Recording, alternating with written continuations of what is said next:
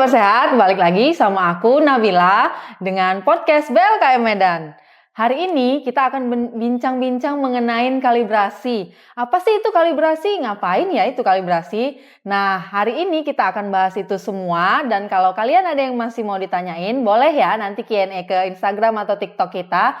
Kali ini narasumbernya super sekali. Ada datang bersama kita dari Kementerian Kesehatan, tepatnya Balai Laboratorium Kesehatan Masyarakat Medan, Bang Arifin. Halo Bang. Halo teman-teman. Kenalin diri dong, boleh dong?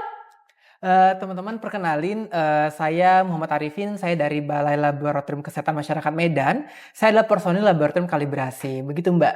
Oke, jadi sebenarnya mungkin kita harus dari awal ya kali ya Bang ya. Apa sih kalibrasi itu, kan orang-orang pada nggak tahu, pada apa sih ini kalibrasi, kegiatannya ngapain, apa yang dikerjain gitu. Boleh di-share dulu gitu.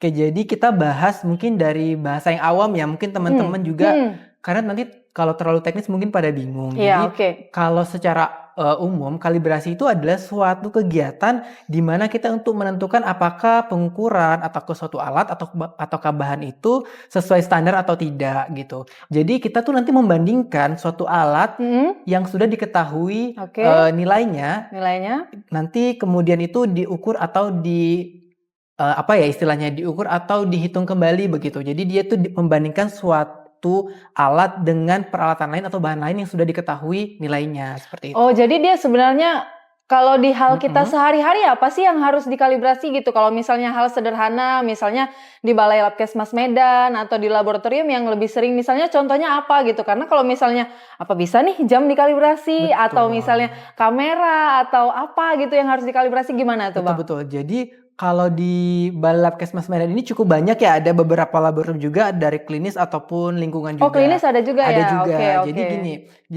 simpelnya adalah gini, sebelum kita ngebahas peralatan apa saja gitu. Jadi contoh nih, misalnya di dalam gelas ini ada air.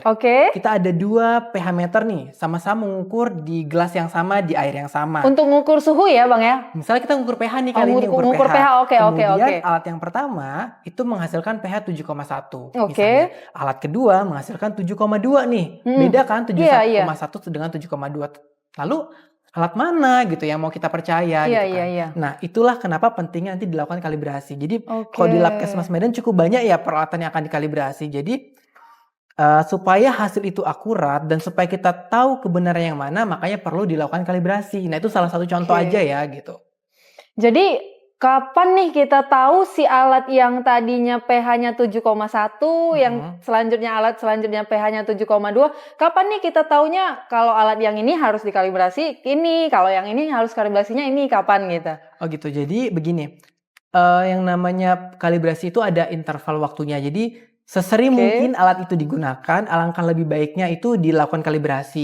Jadi untuk beberapa peralatan yang jarang digunakan itu lebih baik itu dilakukan kalibrasi setiap 6 bulan atau 1 tahun sekali. Tetapi alangkah lebih baik ketika alat itu sering digunakan untuk sering dikalibrasi. Lebih sering dikalibrasi ya Bang ya. Karena manfaatnya banyak gitu Mbak. Jadi selain untuk memastikan keakuratan pengukuran, ternyata kalibrasi itu juga bisa digunakan untuk memastikan bahwa alat itu berfungsi dengan baik, seperti itu. Kayak kita juga ya kali ya Bang ya, kalau capek harus sering istirahat, nggak yang harus terus-terusan kerja gitu kali. Mungkin itu kalibrasi poinnya itu gitu ya. Ya, jadi untuk melakukan pengecekan ya, bahwa jangan-jangan nih alat ada yang salah nih, atau pengukurannya ada yang keliru. Udah nggak maksimal ngukurnya, atau terlalu minimal ngukurnya gitu ya.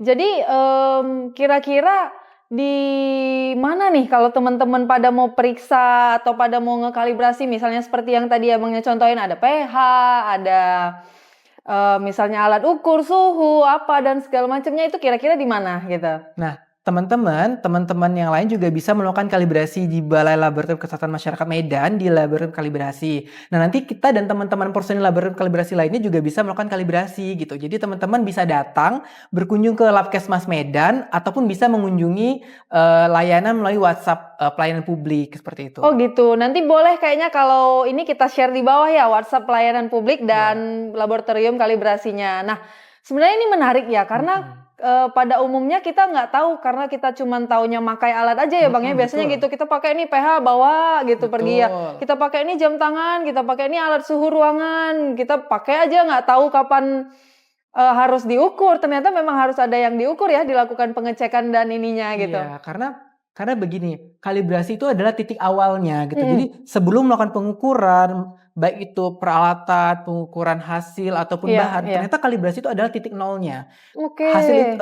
Hasil itu dinyatakan akurat atau benar itu berdasarkan dari apakah alat itu sudah terkalibrasi, pengukurannya dinyatakan valid seperti itu. Jadi kebetulan juga nih ya Mbak, sekedar informasi juga buat teman-teman bahwa laboratorium kalibrasi di Balai Labkesmas Medan juga sudah terakreditasi ISO 17025 seperti itu. Itu gimana? Jadi alhamdulillahnya juga itu adalah nilai plus buat kita gitu. Jadi ketika sudah terakreditasi berarti kita punya value lebih gitu. Jadi berarti ada udah trust terpercaya dari, ya. Benar, ada trust dari masyarakat juga. Jadi ketika mereka melakukan kalibrasi di kita gitu, jadi ada bahwa hasil yang kita keluarkan berupa sertifikat itu bernilai lebih tinggi. Artinya ketika nanti itu sudah bertaraf internasional, ketika nanti ada teman-teman dari nasional ataupun dari luar negeri ketika ingin melakukan kalibrasi atau melakukan pengujian di Laboratorium Kesehatan Masyarakat Medan dengan peralatan sudah kita kalibrasi bisa dinyatakan hasilnya itu valid gitu. Jadi setara seperti itu gitu Mbak. Jadi sebenarnya kalaupun kita punya alat baru yang belum pernah dipakai ataupun yang baru, yang terbaru dan tercanggih, kalau belum dikalibrasi nggak bisa ya Bang ya sebenarnya. Jadi, sebenarnya pada dasarnya itu sudah dikalibrasi oleh pabrikan, tetapi untuk meningkatkan tingkat kepercayaan dan validitas hasil, alangkah lebih baiknya itu dikalibrasi ulang. Bahkan alat yang sudah diservis misalnya ada kerusakan, kemudian dilakukan perbaikan melalui servis, apalagi seperti itu alangkah lebih baik untuk dikalibrasi ulang. Oke gitu. Jadi kira-kira Bang Arifin dan timnya dan teman-teman di Balai Labkesmas Medan ini udah pernah kalibrasi kemana aja gitu. Mana tahu teman-teman yang lain sebenarnya udah tahu nih, udah pernah, tapi pengen nih lagi menghubungin kantor kita atau Balai Labkesmas Medan untuk bisa mengkalibrasikan alatnya. Kira-kira Bang Arifin udah pernah kemana aja nih, atau yang mana aja nih yang udah pernah kerjasama, atau Bang Arifin pernah mengkalibrasi peralatannya gitu.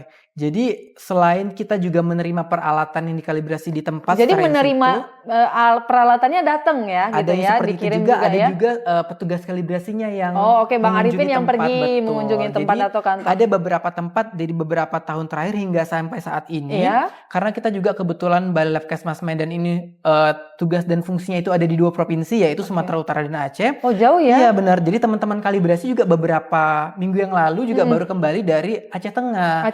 Iya, jadi mereka baru saja melakukan kalibrasi sanitarian kit gitu di beberapa puskesmas seperti itu Mbak.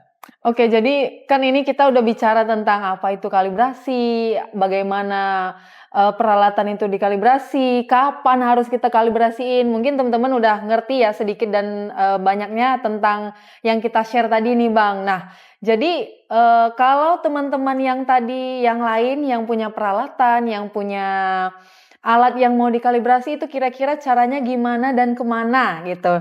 Nah boleh, karena mana tahu aku punya nih aku punya nih alat hematologi atau alat apa nih yang ada di lab, di puskesmas, di kantor, atau di perusahaan lainnya tapi nggak pernah dipakai, nggak ada reagen atau gimana dan segala macam. Gimana nih caranya, apa dulu nih yang mau dilakuin gitu? Apakah harus beli reagen dulu atau harus kalibrasi dulu gitu-gitu, gimana tuh Bang? Jadi mungkin buat teman-teman juga di teman-teman Balai Labkesmas Medan atau teman-teman rekanan atau teman-teman lain di luar Labkesmas Medan itu juga bisa melakukan kalibrasi di Labkesmas Medan. Seperti saya sampaikan sebelumnya, bisa langsung berkunjung ke Balai Labkesmas Medan di Jalan Kiai Haji Wahid Hasyim nomor 15 Medan, atau juga bisa dengan mengunjungi layanan WhatsApp kita nanti dari bagian pelayanan publik. Nanti mungkin Mbaknya juga akan mencantumkan boleh nomor nanti WhatsApp aku bagian pelayanan di deskripsi boleh video. nanti di akhir ini kita cantumin ada WhatsApp pelayanan Balai Labkesmas Medan, gimana nanti untuk selanjutnya ini bisa di WhatsApp ke situ kali ya Bang ya gitu. Apalagi ya Bang ya kira-kira yang belum kita bahas dan kira-kira netizen ingin tahu gitu, atau ada yang mau disampaikan dan himbauan ke netizen-netizen kita yang akan dengerin gitu, atau teman-teman yang pengen tahu tentang kalibrasi atau yang ingin mengkalibrasikan alatnya gitu. Kalau mungkin dari saya ya, mungkin buat teman-teman yang belum tahu kalibrasi mungkin bisa bertanya kembali melalui kolom chat atau kolom komentar. Nah, tetapi untuk info buat teman-teman Balai Labkesmas Medan, teman-teman sahabat sehat yang lainnya, saya ingin menyatakan dan menyampaikan bahwa Ternyata kalibrasi itu sangat penting gitu. Penting ya. Jadi kalibrasi itu adalah tonggak awal dari semuanya. Semua pekerjaan. Betul, gitu ya jadi Bang ya kali ya. peralatan pengukuran apapun itu adalah Pengujian, awalnya. Jadi ketika peralatan teman-teman sudah dikalibrasi itu adalah one step ahead. Artinya satu langkah lebih maju menghasilkan hasil yang terukur dan valid gitu. Jadi kalau bisa teman-teman melakukan kalibrasi peralatan-peralatannya secara berkala supaya selain untuk menjaga hasil dan jaminan mutunya juga untuk menjaga kualitas dan performance dari masing-masing peralatan teman-teman seperti itu. Oke, terima kasih Bang Arifin. Mungkin ini terakhir ya kesimpulan dari kita akhir dari pembicaraan ini. Jadi memang kalibrasi itu penting. Betul.